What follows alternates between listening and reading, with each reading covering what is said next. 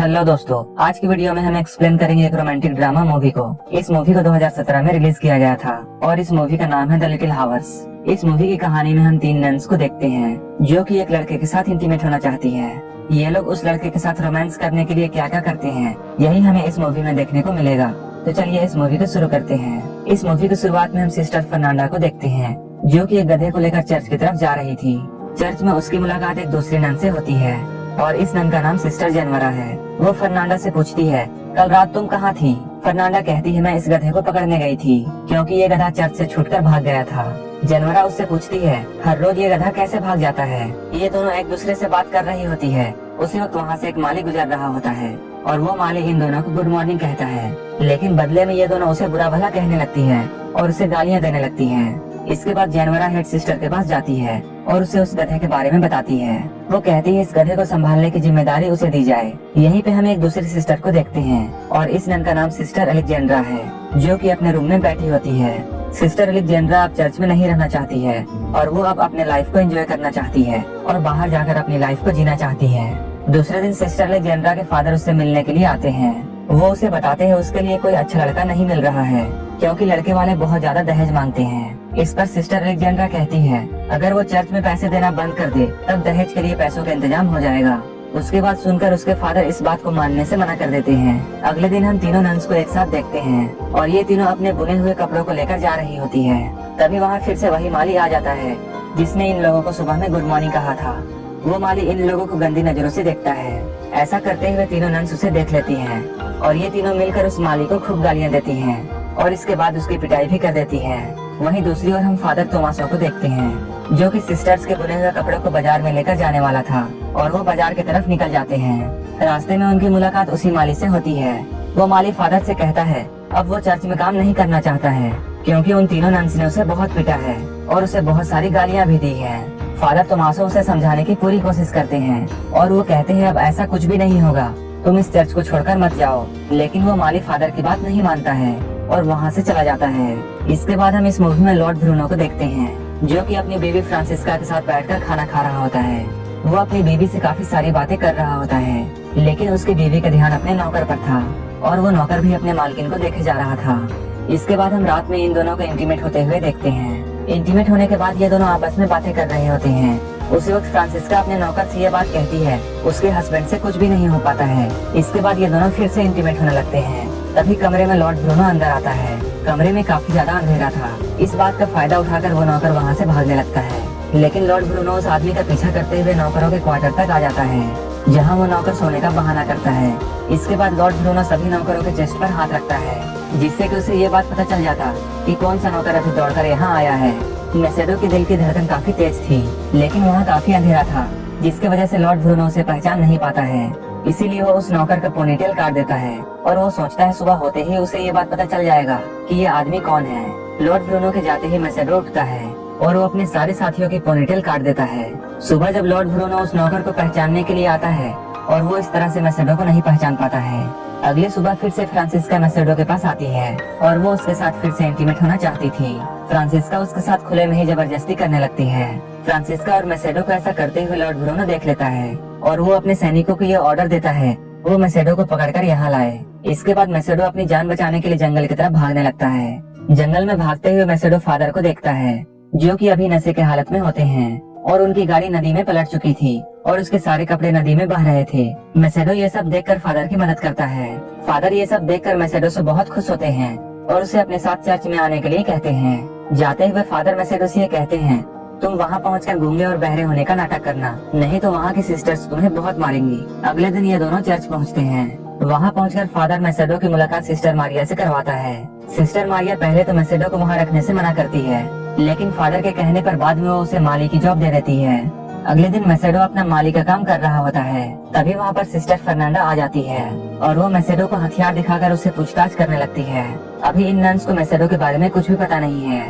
तभी वहाँ पर सिस्टर मारिया आती है और वो इन लोगों को बताती है ये हमारा नया माली है और इसका नाम मैसेडो है और ये गूंगा और बहरा है। उसी रात फर्नांडा की एक दोस्त मार्था उससे मिलने के लिए आती है। इसके बाद ये दोनों मिलकर अलेक्जेंड्रा के कमरे में जाते हैं और इसके बाद ये लोग मिलकर शराब पीने लगते हैं। कुछ देर बाद सिस्टर जेनवरा भी वहाँ आती है और इन लोगों को ज्वाइन करती है। शराब पीते हुए ये लोग आपस में एडल्ट बातें करना शुरू कर देते हैं, जहाँ मार्था उन्हें इंटीमेट होने के बारे में काफी कुछ बताती है। मार्था की बातों को सुनकर ये लोग काफी एंजॉय कर रहे होते हैं। ये लोग पूरे नशे में आ चुके थे। इसके बाद जेनवरा और फर्नांडा एक दूसरे से रोमांस करने लगते हैं। अगली सुबह हम मैसेडो को देखते हैं, जो कि जमीन की खुदाई कर रहा होता है। तभी वहाँ पर सिस्टर अलेक्जेंड्रा आती है। कुछ देर मैसेडो के साथ वो बातें करती हैं और बात करते हुए उसे काफी अच्छा लगता है और धीरे धीरे वो मैसेडो को सेड्यूस करने लगती है और वो उसके साथ रोमांस करना शुरू कर देती है। ये दोनों एक दूसरे के साथ काफी एंजॉय कर रहे होते हैं। तभी चर्च की घंटी बजती है और अलेक्जेंड्रा वहाँ से चली जाती है। वहीं दूसरी ओर जेनवरा और फर्नांडा कपड़ों को धो रही होती है। तभी अलेक्जेंड्रा वहाँ पर आती है। ये तीनों आपस में बीते हुए रात के बारे में बातें कर रही होती हैं। ये लोग कहते हैं रात में काफी ज्यादा मजा आया था। फर्नांडा अलेक्जेंड्रा से ये पूछती है, तुम्हारे कपड़े इतने ज्यादा गंदे कैसे हैं? अलेक्जेंड्रा कहती है वो मैसेडो के गड्ढे खोदने में मदद कर रही थी।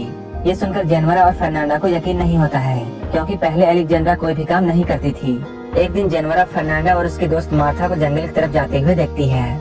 इसके बाद वो छुपते हुए इन लोगों का पीछा करने लगती है। कुछ देर के बाद वो देखती है ये लोग जंगल में बेलाडोना बना रही होती है। बेलाडोना पत्तों से बनाया जाता था और वो एक ऐसा लिक्विड था जिसे यूज करके मर्दों को अट्रैक्ट किया जा सकता था। मार्था फर्नांडा के आंख में बेलाडोना की 2 बूंदें डाल देती है और उसके उंगली में एक कट लगाकर उसका खून पीने लगती है। ये सब होते हुए जेनवरा देख रही होती है। इसके बाद फर्नांडा और मार्था दोनों मैसेडो के कमरे में जाती है। ये दोनों मैसेडो को सेड्यूस करने की कोशिश करती हैं। धीरे धीरे मैसेडो भी इन लोगों के जाल में फंस जाता है। इसके बाद ये तीनों इंटीमेट होते हैं। अपने काम को खत्म करने के बाद ये दोनों मैसेडो के कमरे से चली जाती हैं। अगले सुबह हम बिशप को देखते हैं, जो कि इस चर्च में कुछ दिनों के लिए आए हैं। फादर तोमासो और सिस्टर मारिया उन्हें चर्च में घुमाते हैं। वहीं दूसरी ओर मैसेडो अलेक्जेंड्रा के कमरे में जाता है और मैसेडो उसके साथ भी इंटीमेट होने लगता है। लेकिन इन दोनों का काम चल ही रहा होता है। उसी वक्त वहाँ एक बूढ़ी नन आ जाती है। जब ये दोनों उस बूढ़ी नन को देखते हैं तब ये लोग घबरा जाते हैं। अलेक्जेंड्रा अपने कपड़े ठीक करके उस बूढ़ी नन की मदद करने लगती है।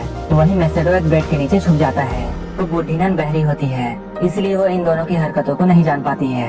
मैसेडो बेड के नीचे से निकलकर खिड़की से भागने की सोचता है, लेकिन तभी उस कमरे में बिशप और सिस्टर मारिया आ जाते हैं। मैसेडो ये देखकर फिर से पलंग के नीचे छुप जाता है। इन लोगों के जाने के बाद वो वहाँ से निकलता है। वहीं दूसरी ओर हम जेनवरा को देखते हैं। अब वो भी बेलाडोना बनाने लगती है, लेकिन वो उसे अपनी आंखों में डालने की बजाय पी लेती है, जिसकी वजह से उसे चक्कर आने लगते हैं। इसके बाद वो अपने हाथ पर एक कट लगाती है और उससे निकले हुए खून को अपने गाल पर लगा लेती है। इधर अलेक्जेंड्रा मैसेडो के कमरे में जाती है और वो उसे पूछती है उसने झूठ क्यों बोला कि वो गूंगा और बहरा है। इन दोनों की बातें चल ही रही होती है, तभी वहाँ पर जेनवरा आ जाती है। इसके बाद अलेक्जेंड्रा भागकर एक कोने में छुप जाती है। जेनवरा के दिमाग में बेलाडोना का नशा छाया हुआ था, जिस वजह से वो मैसेडो के पास जाते ही उससे रोमांस करने लगती है। लेकिन तभी उसे फर्नांडा की आने की आवाज सुनाई देती है। इसके बाद वो भी जल्दी से भागकर कोने में छुप जाती है, जहाँ उसकी मुलाकात अलेक्जेंड्रा से होती है। ये दोनों एक दूसरे को देखकर वहाँ चौंक जाते हैं। ये दोनों एक दूसरे को देखकर बहुत हैरान होते हैं। इसके बाद उस कमरे में फर्नांडा आती है और वो चाकू दिखाकर मैसेडो को किडनैप कर लेती है और उसे जंगल में ले जाने लगती है। अलेक्जेंड्रा और जेनवरा दोनों उसका पीछा करती हैं। जब ये लोग जंगल में पहुंचते हैं तब ये लोग कुछ अलग ही चीज देखते हैं। ये लोग देखते हैं जंगल के बीचों बीच आग जली हुई है और उस आग के चारों ओर चुड़ैलें नाच रही हैं। वहीं पास में मैसेडो भी पड़ा हुआ है, जिसे इन लोगों ने रस्सी में बांध दिया है। ये सब देखकर ये दोनों समझ जाती हैं कि फर्नांडा और मार्था मैसेडो की बलि चढ़ाने वाले हैं।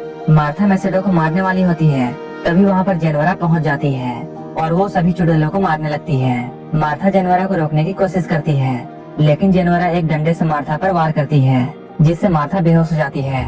इसके बाद अलेक्जेंड्रा भी वहाँ आ जाती है और वो मैसेडो को फर्नांडो से बचाती है। उस वक्त मैसेडो भी इन लोगों को अपनी सच्चाई बताता है।